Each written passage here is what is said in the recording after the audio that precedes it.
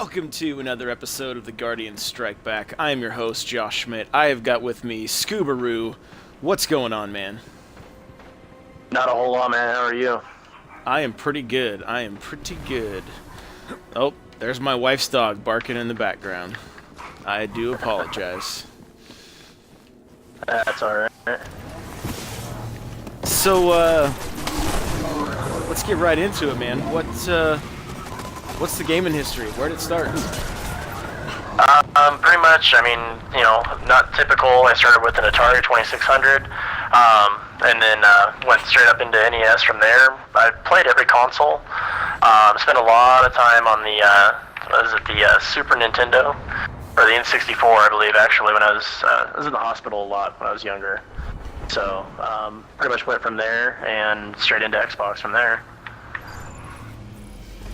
Nintendo 64, dude. You're speaking my love language now. So what were some of the faves as a kid? I like the California USA, that game there. And then the other one with it was like I can't remember what was it, where you had to save the world and you were different trucks and cars and vehicles. Those were two of my favorites there. Interesting. The first one you mentioned, I'm guessing a racing game? Yeah, that one was a racing game. What's funny about that is I went from racing games to first-person shooters. I just kind of fell out of it. I bored myself to death with Need for Speed, Underground, and 2, and all that. And so from there, it just kind of evolved into what it is now, and played a lot of Halo, Call of Duty. Did Doom for a real long time on the original Xbox. Well, that was Doom 3, right? Yeah, that one. I don't even know. Like, I would stay up for hours on end at night just playing that game, and even knowing what was going to happen, it still would make me jump at times when stuff would come out. That's awesome. That's awesome. Were you able to do that one online, like co-op? No, I never actually got to do that. I was roommates with a buddy of mine, and we just, it was just kind of one of those things where we had to split the bills, and so, it was just online internet just wasn't really something that we wanted to do. Gotcha. I remember playing. I had a buddy that we'd play all kinds of stuff, Rainbow Six and everything on Xbox Live, and that Doom game, man, it was freaking terrifying. I'm not gonna lie. Yeah. Even doing co-op. Yeah. Oh yeah, you'd still get the screams and stuff, and it's just like, all the stuff coming at you, and you're like, whoa, wait a minute, how did that get here? I remember one person had to hold a flashlight, and the other one had to fire the gun, if I remember right. Yeah, that was a pain in the butt, because you was like, okay, do I look at what I'm shooting, or do I just shoot blind and hope I hit it? Yeah. Yeah, welcome to the future where they cannot put lights on guns. Right, yeah.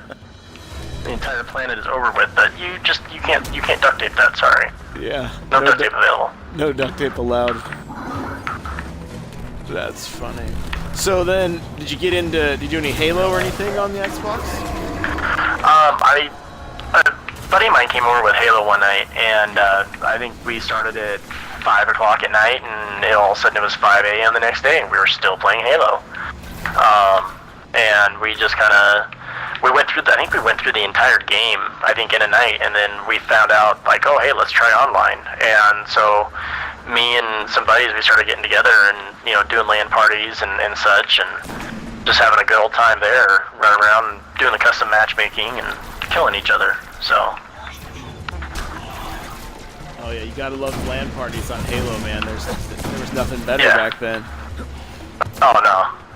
Dragging the giant CRTVs around. CRT TVs. Oh man. Like the Warthogs and stuff like that, I couldn't get used to driving those. Like, it was like, I don't know what it was.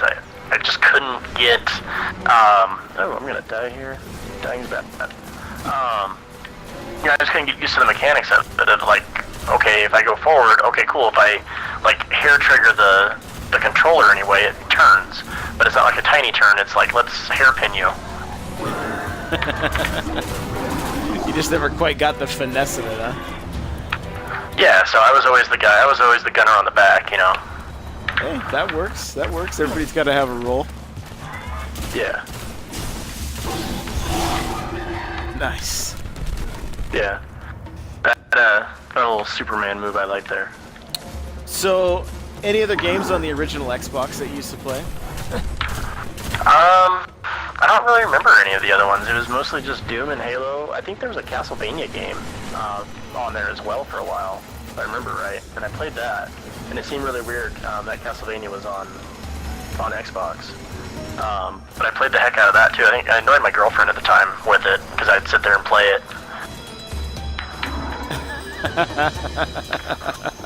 Probably why she wasn't my girlfriend very long, but you know.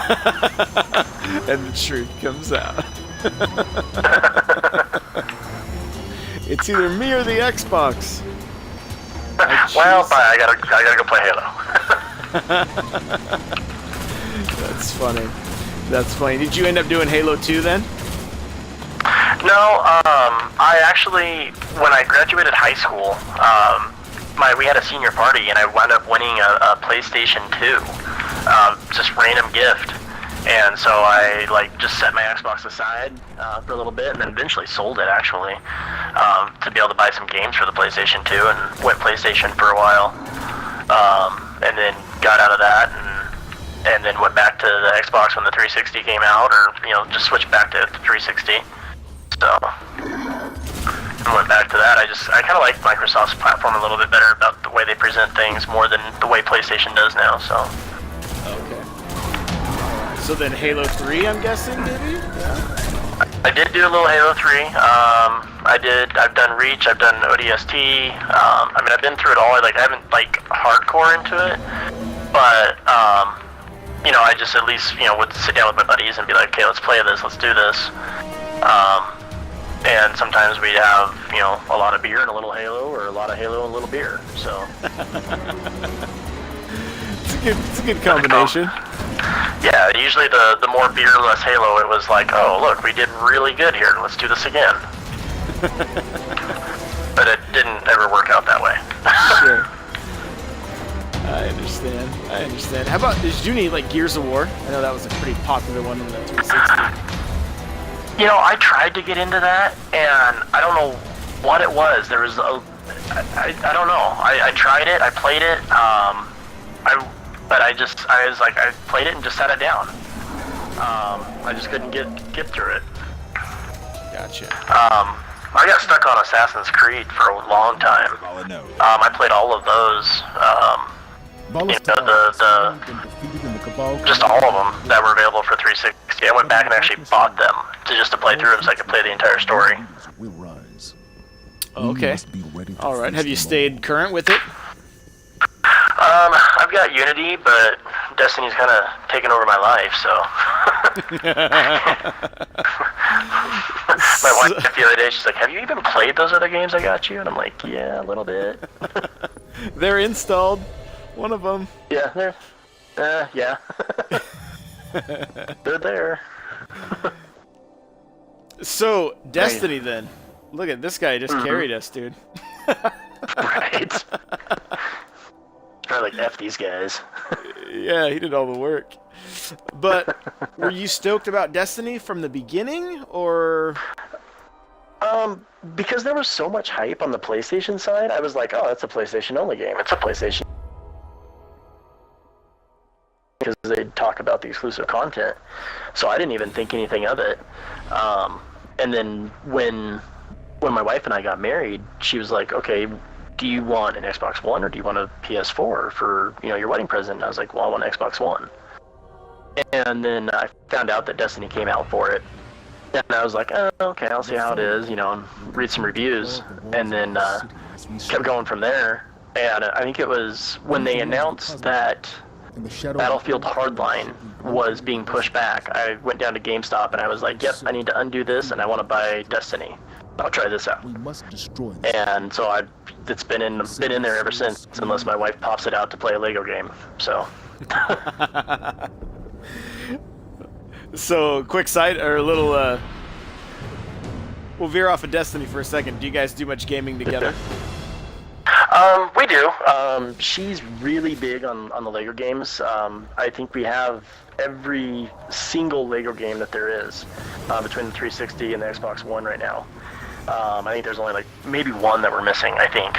And she'll be like, here, help me with this, and I'll look up the cheat codes, for the bricks and all that stuff. And so we'll sit there and I'll watch her play, and she'll ask me, how do I get through this, or how do I do this, or do this if it's a driving thing, because she can't do this for some reason.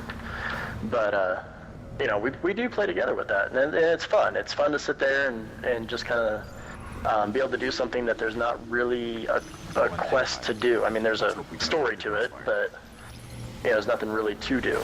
You can think around and just collect studs if you want to. Yeah, I don't really have to worry about dying or anything like that in those games. Right. Yeah, especially when you find the invincibility code.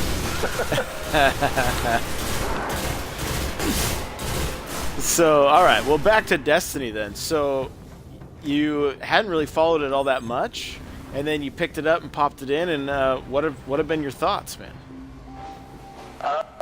Well, my initial thought was I had the game, and my buddy kept telling me to buy it. He's like, pretty much, it's like WoW and Halo had a baby.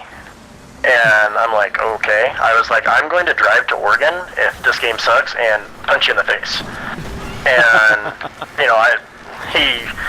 he saw me, online a couple times, and he's like, so are you coming to Oregon to punch me in the face or what? And I'm like, no, yeah, the game's good. And so I just, everybody talks about, there's a lacking story, but, it'll come. I mean, Bungie's got a 10-year plan for this. They're not going to dump everything out right away.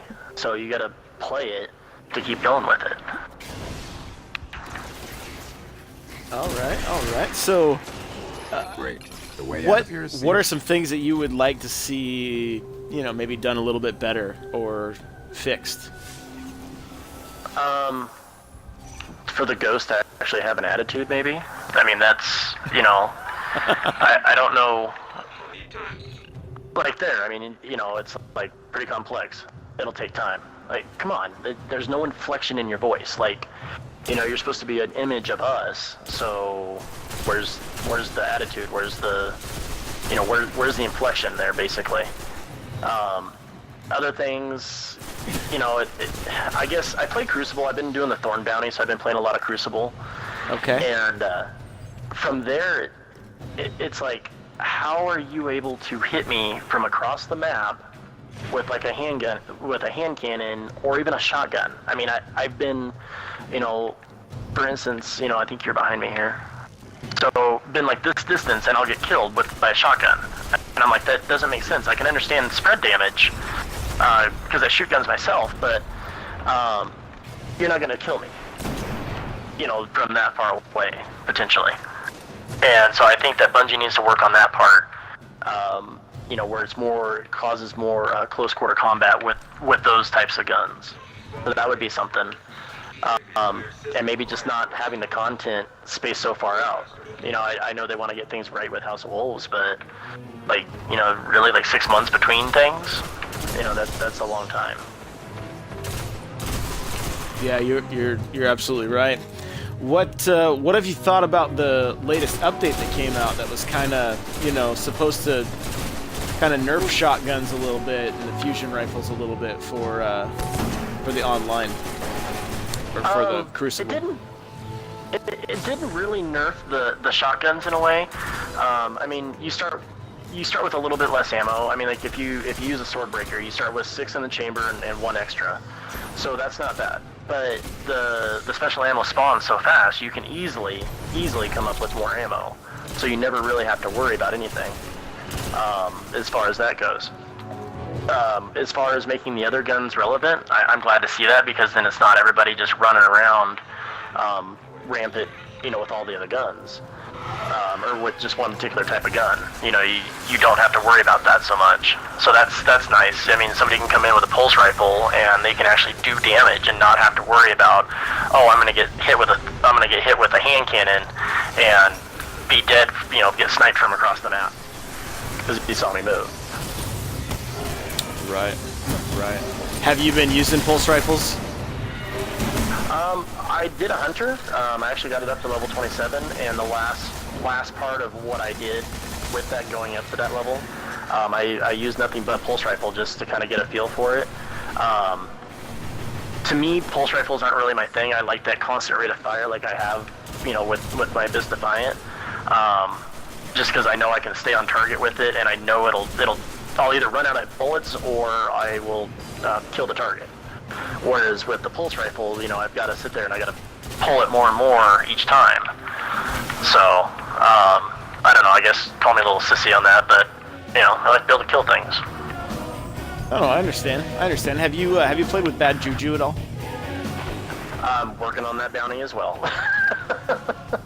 So each of these strikes helps me a little bit more. Oh, cool.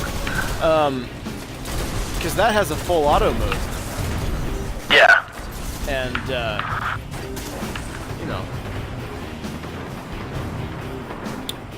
Yeah, we'll see how that works out. I mean, I'm interested in that. I also got the Vision of Confluence last night as well, doing, was it Vault of Glass Hard? Was that with me? Yeah, I was with you. I got 2 of them. And I watched you kind of cry a little when you didn't get a Vex, so. There were no tears shed. That was just because my eye is jacked up at the moment. And it was dusty in here. Yes, as a true man.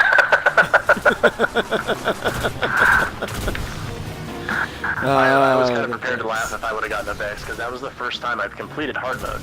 So, on Vault of Glass. So it would have been one of those things where I've been like, oh man, this probably isn't going to happen tomorrow now, because he just wants to like rip my eyes out.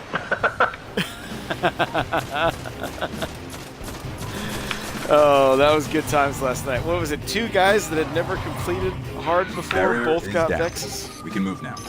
I think so, yeah. Yeah, it's Yeah, I wound crazy. up with, somehow, I mean, I got a triple drop, I got the Sparrow and 2 Vision of Confluences, and I'm like, thanks, RNG, great. Yeah. Well, I got my usual Sparrow. I got 2 Sparrows last night, so that's always nice. It's always nice. But the quest continues, maybe even tonight, so... Right. Well, Just no 2 a.m. runs. yeah. We'll be good. No 2 a.m. runs. The morning comes so quick. Right. So... Hey, thanks for stopping by, Noob Eternal. Appreciate it, man. And Ruckaford, hello. Welcome to the stream, buddy. So... What do you think of Inferno? Have you played that much? You know, I haven't touched it. I haven't really done a whole lot of Crucible this last week. Just with work and everything else, I really haven't been on a whole lot. Doing a whole lot of different things. It's just work is picking up a little bit. So, you know, by the time I get home, I'm kind of tired and just want to like not do anything. The layer is up ahead. Sure. Under that colony ship. Just on the other side of all those devils. Are you, did you play much like Call of Duty or anything like that? Like, did you play like hardcore or any of that kind of stuff, or? Oh yeah, yeah. I played when Call of Duty, when the Black Ops was out. You know, when that was the hot thing to play. I mean, me and my friends, we would play the heck out of that. I mean, it was all strictly hard mode. We had a clan. It was GTFO was the name of the clan, and we even had like a Facebook page and everything just to kind of make us feel more official, I guess. But you know, we'd go in there and do our thing, and sometimes come out looking really good, or sometimes we were the ones that are told to GTFO. So, you know. It happens to the best of us, right? Oh yeah. So, were you going into this game wanting more with the PvP stuff, or more on the PvE side? More on the PvE.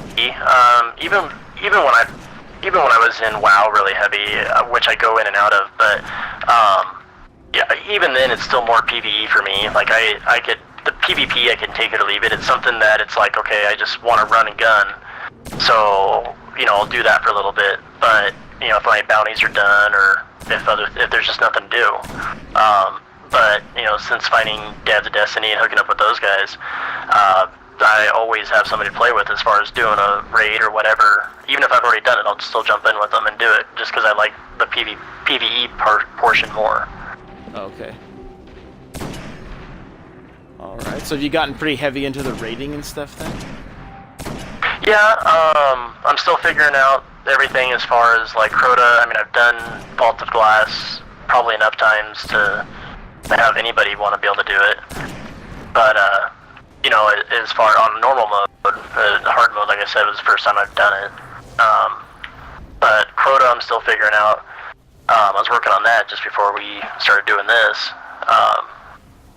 And those guys, they're kind of like, oh, you're leaving us, but, it's like, sorry.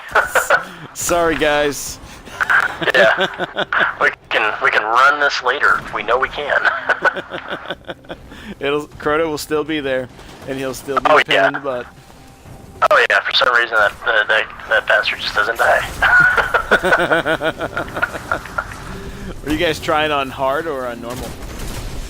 No, it was just normal. There was a couple guys that haven't ever gone through it before, and so we were just kind of going through, taking our time a little bit. I mean, we were speed running a little bit, but most of it was like, okay, go here, do this, stand here, do that, shoot this, shoot that, and just taking care of business that way.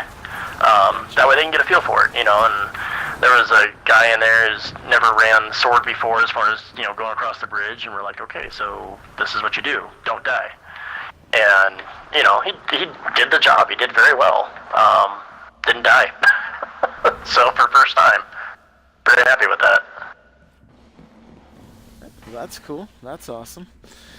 It's always fun running people through for the first time.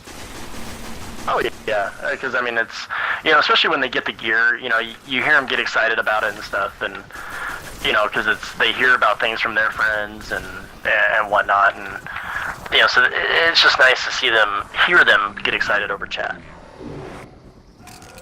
Yeah, and to finally, get that chance to hit level 32 is pretty exciting for them too. Exactly. Then it's the grind for shards. Oh yeah. Yeah, it's always that, like, every day I always look, I'm like, okay, what do I have, what can I do, to try and get more. You gotta finish those Eris bounties. Yeah, oh, I know, I'm grinding out to level 4 here. Got a bunch of them stacked up that I'm going to do the Nightfall and then turn those in, and then hopefully be 4 by the time this week's over with. Okay.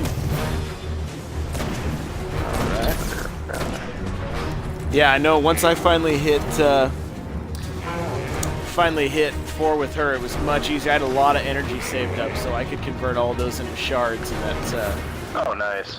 Was able to hit 32 pretty fast that way.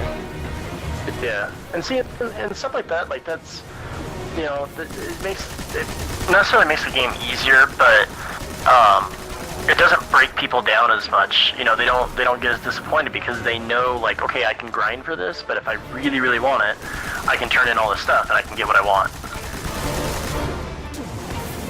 Yeah, and with the massive amount of currencies that came out with this game to begin with, and then even more when the Dark Below came out, it was like you have to throw us a bone somewhere. Like it was crazy. Adding the all new currency for leveling up gear. Yeah. And when I was playing through the game, I played solo all the way up to 20, and I had no idea what strange coins were for. I had no idea what modes of light were for, or anything like that. Until I found out about Xur, and I was like, oh my goodness, he's a god. He brings cool stuff, but he sucks sometimes. And then that opinion changed. Yeah, and now it's like sometimes I just want to, like, tie up his tangly little hairs that stick out from underneath his hood. But, I totally understand. I tweeted out a picture a couple Thursdays ago that said, if he doesn't bring something good, this is his before and after picture, and it was calamari. was the after picture. Yeah. So I don't know what I do here. So how's the RNG been for you? How have you done with exotic drops?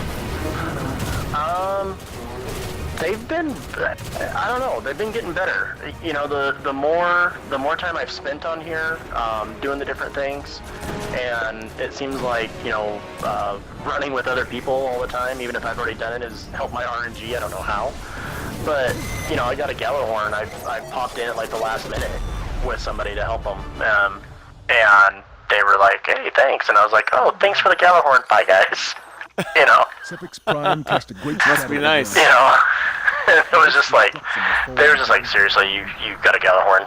And I'm like, yeah, looks like I got a Gjallarhorn. And they'll find ways to survive. Like, you're not allowed to play with us. Yeah, you're banned. Definitely Yeah. banned. That's funny. And then I picked up, what was it? It was a purple Ingram. And I turned around and I turned it in and I got a exotic out of it. I think I've got it in my inventory right now. Oops, wrong spot. Picked up something for a warlock, which I haven't started yet. But I was just like, sat there and I was like, okay. Take it. Yeah, that's pretty cool. You don't see those turn to exotics very often. Yeah, no. You know, and I'm then all of a sudden it comes out something green, and you're like, wait a minute, I just totally got trolled by Bungie. Thanks. For sure. So, real quick, dude, I want to hear a little bit about the Dads of Destiny Midwest. Yeah. So that, I mean, when I started out, I was like, okay, I want to join a clan, and I looked, and there was, you know, Dads of Destiny West Coast, Dads of Destiny Pacific Northwest, Dads of Destiny East Coast, all the, you know, Dads of Destiny Euro and Dads of Destiny Canada. Where's the Midwest? And I'm like, is there nobody living in the Midwest that plays this game besides me? There has to be people. And so I went in and did the research on everything and read everything up and with dadsdestiny.net and got signed up with them. And set up Dads of Destiny Midwest. It's been a process. I mean, we're, you know, not huge, but I mean, we're up to like 8 guys. And I played with 7 of them because one of them's an Xbox guy, or an Xbox 360 guy.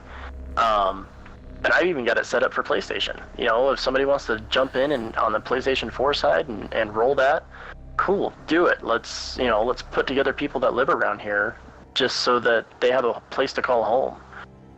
You know, that way they can have that little tag that says, yeah, I'm in the Midwest, I'm part of Dads of Destiny. You know, it's nice to have a mature group to play with where, you know, you don't have to worry about getting yelled at, so to say, if you got to get off to go do something else, take care of your kid, or, you know, spend time with your wife. You know, you don't get made fun of or anything.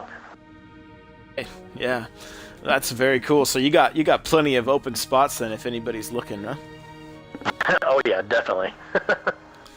All right, well, very cool, man. So besides finding you on Bungie.net with the Dads of Destiny Midwest, where else can people find you online? I'm on Twitter. Screwbrew is where it's at on there. That's the Twitter handle. I'm also doing Twitch as well. Twitch.tv/Screwbrew. Everything's pretty much Screwbrew because nobody else takes it the way I spell it. And so, you know, it's what I do. I'm just trying to grow a community and raise awareness around everybody in the Midwest here and just try to have fun and bring people together. That's awesome, man. That's what it's all about right there. Well, I appreciate you taking the time to hang out with me and run a couple strikes there, and I'm sure we'll be seeing you online. Oh yeah, man, definitely. All right, you take it easy. Yeah, no problem. You too. Thanks very much.